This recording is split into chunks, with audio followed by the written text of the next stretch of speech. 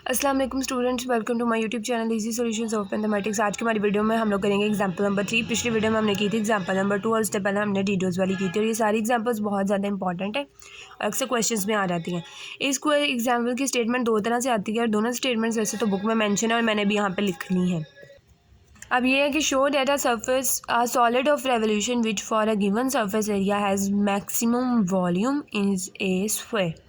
हमने प्रूव करना है sphere a solid of revolution which for a given surface area, एक सॉलिड ऑफ रेवोल्यूशन है जो कि गिवन सरफेस एरिया पे मैक्सिमम वॉल्यूम रखे वो स्फेयर होती है। उसके बाद है find the curve which generate a surface of revolution of a given area which encloses maximum area.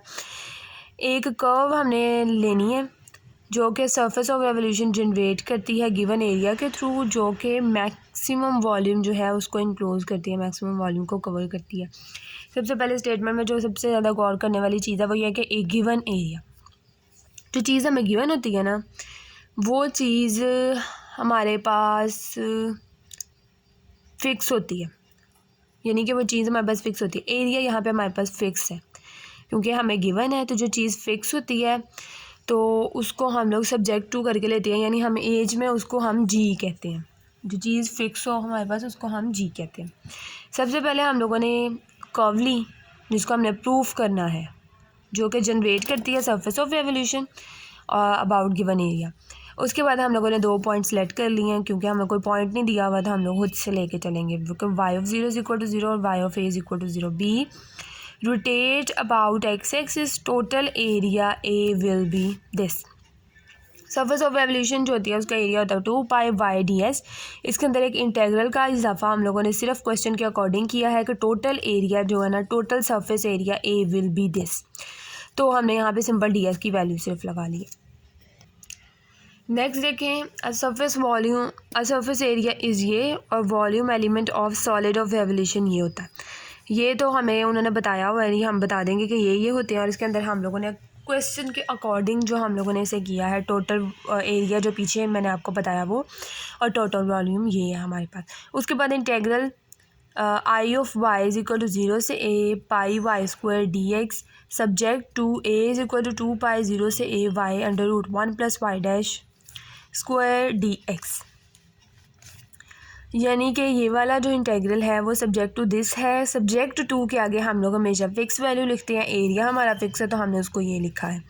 उसके बाद Y is equal to Y square and G is equal to this value. H के अंदर हम लोग F plus lambda जी करके इस तरह से लिखेंगे, और क्योंकि ये पूरा एज है जो कि हमारे पास इंडिपेंडेंट ऑफ एक्स है तो ऑयलर-लैग्रांज इक्वेशन का सेकंड केस यूज़ करेंगे हम। यहाँ पे सिंपल सिंप्लीफिकेशन है जो हम लोग शुरू से करते आए हैं, चीज़ें वही हैं।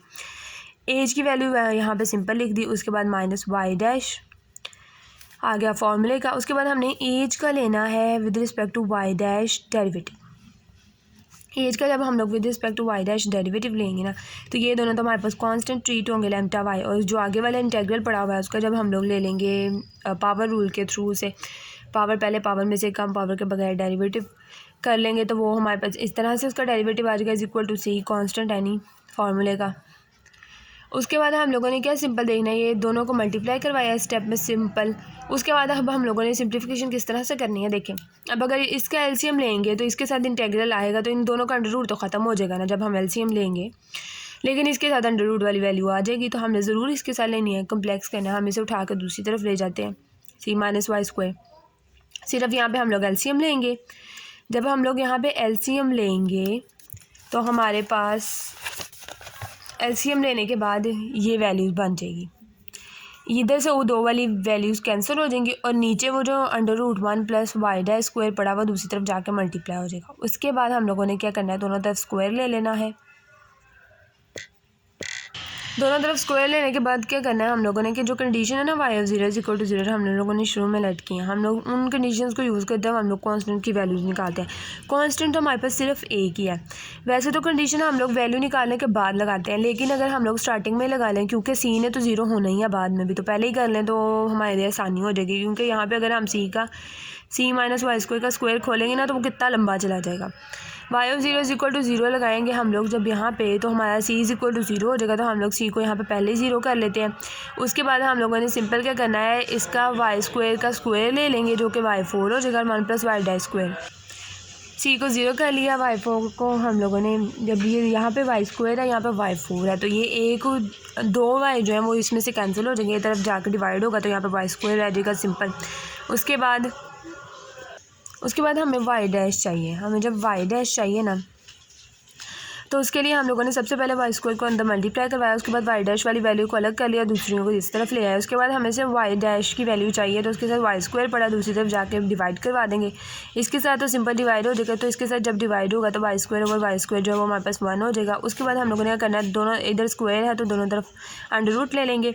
उसके बाद D Y over D X है, तो अगर हम लोग ऊपर अगर हम देखें तो पूरी वैल्यू वाई की है, तो हम लोग उठा के इसे डी वाई के साथ ले आएंगे और डी एक्स को इधर ले आएंगे। दोनों तरफ जब हमने इंटीग्रेशन अप्लाई की तो अब हमारे पास ऊपर वाई पड़ा हुआ था, तो अगर हमारे पास -2y हो जाए तो वो हमारे पास पावर में एक ऐड डिवाइडेड बाय पावर, हम लोग इंटीग्रेशन का पावर रूल लगा सकते हैं। -1/2 से हम लोग मल्टीप्लाई करवाएंगे और डिवाइड करवा लेंगे, तो हमारे पास पावर में एक ऐड डिवाइडेड बाय पावर जब करवाएंगे ये 2 इससे कैंसिल है, और कांस्टेंट ऑफ इंटीग्रेशन हमारे पास जो है वो म्यू आ गया।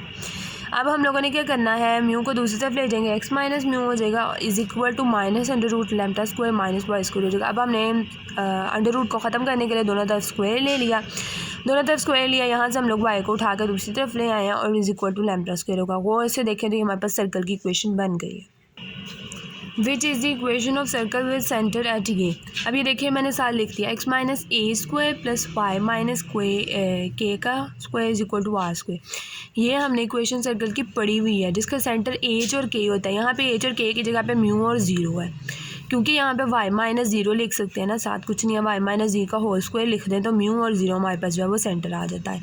This show that the curve that generate a surface of revolution of given surface area but maximum value is a circle, hence the surface of revolution will be a sphere. Simple आपने ये नीचे बता देना। तो ये हमारी example हो गया कंप्लीट। अगर आपका स्टिल कोई क्वेश्चन है तो कमेंट सेक्शन में आप मुझसे पूछ सकते हैं, और अगर आपने मेरे चैनल को सब्सक्राइब नहीं किया तो प्लीज़ मेरे चैनल को सब्सक्राइब करें। वीडियो पसंद आई है तो उसको लाइक करके अपने फ्रेंड्स के साथ शेयर करें। इंशाल्लाह नेक्स्ट वीडियो में हम एग्जाम्पल नंबर 4 करेंगे विद डिटेल।